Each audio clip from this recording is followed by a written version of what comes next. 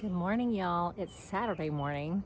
It's June 13th. I'm Rachel, and I'm gardening for butterflies and for myself on the Alabama Gulf Coast in Zone 9A.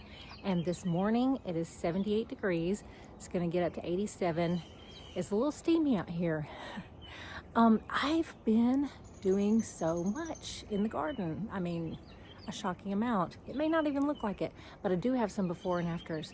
And I've had so many adventures. Really, really cool things have been happening this week. I can't wait to share them with you. So y'all come along with me. I have cut back a bunch of stuff. I've got a before and after to show you. Right now I'm looking at this and I'm still thinking, it needs more pink. But so many things in here are going to bloom and they will be pink. I have more things to plug into. I just had to kind of stop yesterday because I got tired. I'm gonna back up and kind of show you what I have pulled out that I still have to deal with.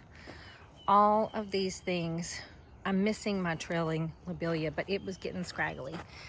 That thing, I have to pull all that out. And all these things, I'm thinking I can salvage them somehow and put them back in. But that is what we're doing now. It's all pink. I needed, well, I'll show you closer up. I needed my spiky things and my silver things.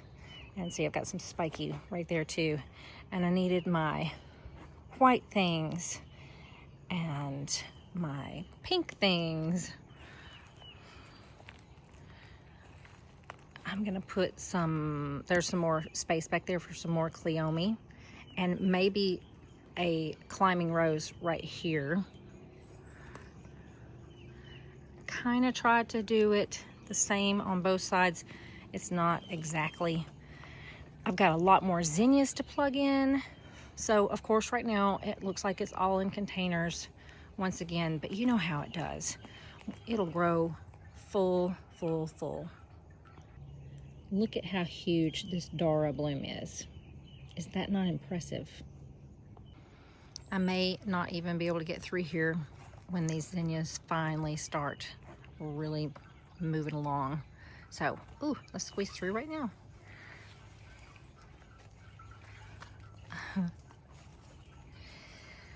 I've got a lot of things to cut back and rearrange in here. You know, y'all, it's not even officially summer. Summer doesn't start until June 21st. So I'm calling this my late spring cleanup. And you remember all these things right here, just kind of in this area, they are in the ground and the armadillo hasn't dug them up yet. It's a very big surprise to me. Later on, I'll have a Dipladenia and mandevilla comparison. It looks like that thing that's Dipladenia is climbing up the trellis, but I'll show you that later. But this is the view from the kitchen window. Things have definitely got to be cut back, but I've just been working on the front. I'm going to show you some of my favorite blooms from this week.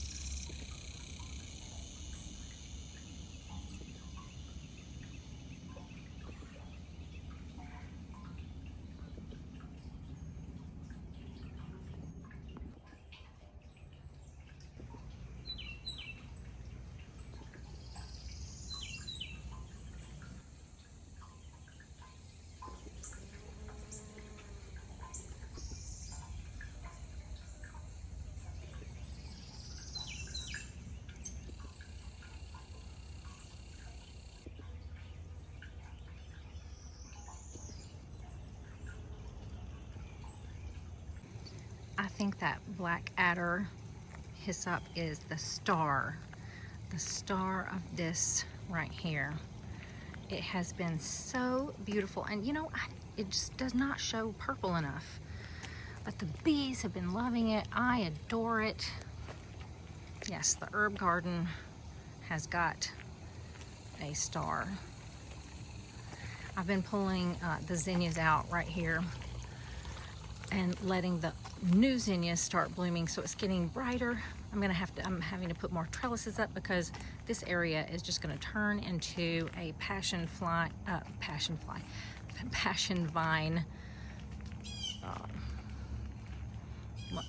circus. I guess that would be the word. It's all for the Gulf fritillaries.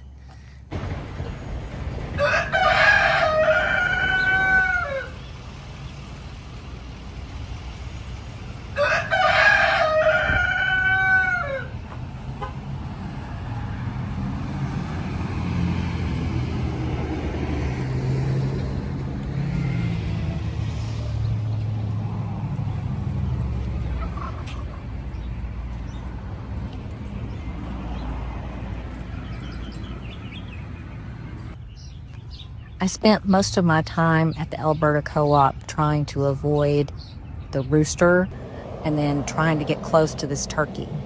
But the turkey was pretty big and a little scary, and so I only ended up getting a few feet near it. The chickens were less, well, I think that might be a rooster, but the big rooster was the one that was scary to me. They were just roaming around free, and I was just trying to get as close as possible, but not too close. And every time I turned a corner, it seemed like the big rooster was right there. Right there. One time, right here, it's chasing this chicken, and then a little cat tries to go behind him to get away from whatever was going to happen. It knew. But I did look at the plants, but mostly I just stayed away from the rooster.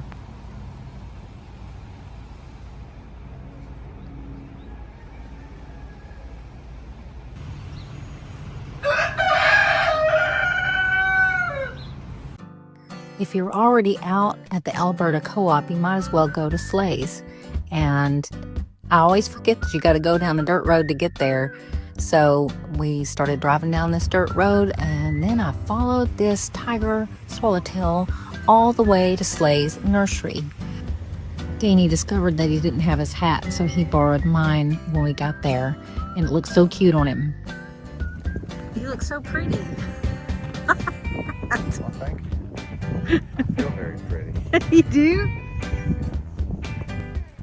Of course, we didn't expect to see anybody that we knew at Sleigh's Nursery, and then we bumped right into somebody from church, which turned out to be hilarious. She instantly took a picture of Danny and shared it with her husband, and now he'll never live it down. We happened to get to go to Sleigh's this last week that they're open before they close for the summer. They will open up again in September. As you can see, they have so many gorgeous plants, and I was really thankful that I found some Artemisia there because I was missing that. I also got something to hold my impatiens in front of my window. It's kind of hard to show it, but this is that little wire thing that I got at Sleigh's to hold the impatiens so I could see them from the window. It's June 12th, and I've just released another eastern black swallowtail.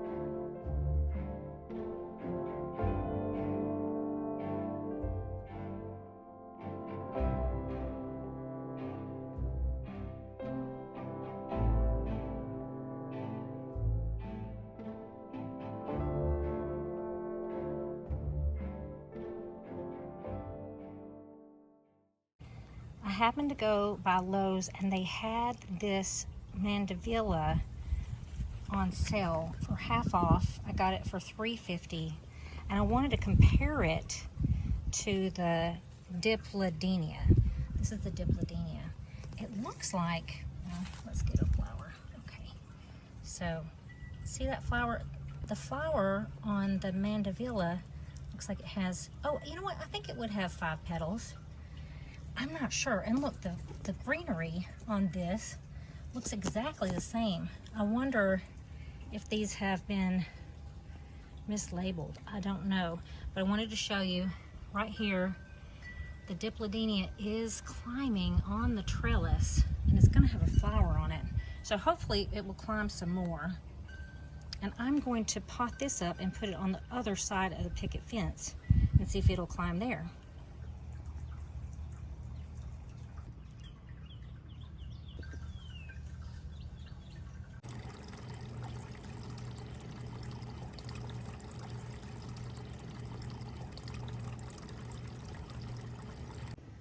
Before shot of the arrowwood viburnum stinkiness. Cutting it down was a snap, but now I've got to dig this out of the ground. Stinky is gone. And I have a Cara orange tree that I've got in a big pot, and it doesn't seem to be doing well. So I may plant that right here. So I might have an orange tree right here. This is the Cara orange tree that I want to plant in the hole of the stinky tree. And the problem is it's all the way over here, and that is a very big pot. And this is where I need to drag it through. Hardly a path at all. I always want to cram things in as much as possible, and then there's like hardly room to walk. So I'm gonna have to move all these things so I can drag that pot through here and get it all the way over. You can see I'm having a lot of trouble. Ooh, and I'm getting wet. Yuck, yuck. All the way over here to plant it. All the way over here. And then I gotta dig a really big hole. I'm not feeling very motivated. Oh y'all, I managed to do it. I just drug it all the way through there. Now I gotta just dig a hole this big. I've just disturbed this poor earthworm by moving its hole, and I think it's decided to go back in. It's about 6 inches long. I wonder if you can see how kind of iridescent it is. But thank God I dug a hole that was the right size. So now I just have to fill it in. Thank God the Cara orange is in the ground, and I attribute this success to God and coffee.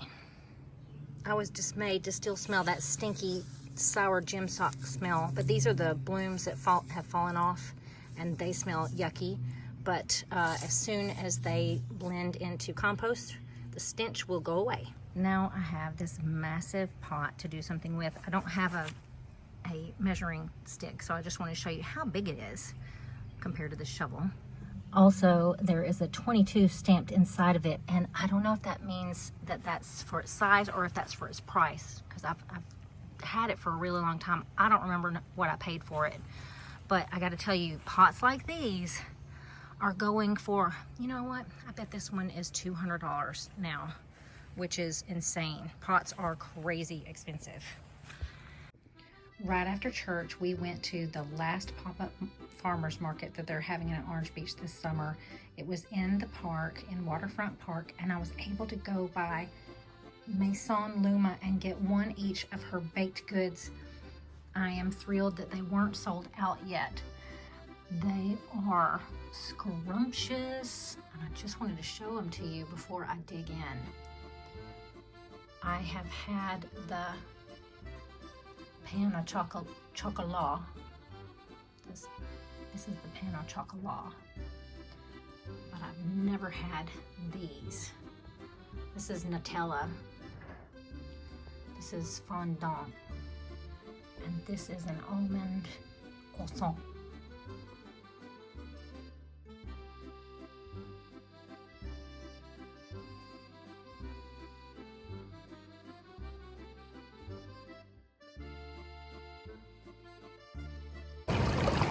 Several weeks ago, I went out to the jetties at the pass, and I was so surprised to discover that a lake had formed out there.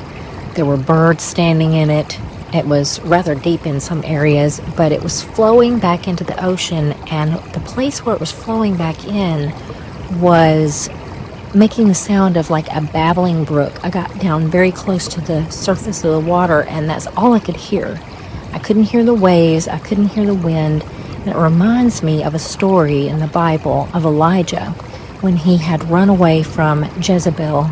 She was threatening to kill him, and he was frightened. God came and comforted him. He made the wind blow extremely strong. He made the earthquake. He made a fire. But then when he came to comfort Elijah, he came in a still, small voice. And this babbling brook made me think of that. God is near, and you are never alone. He is always, always with you.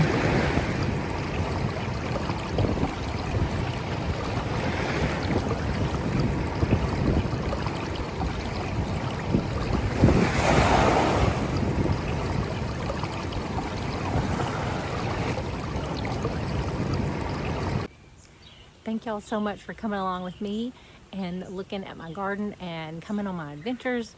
I hope that y'all have been having an awesome time in your gardens, and I hope that y'all can stay cool.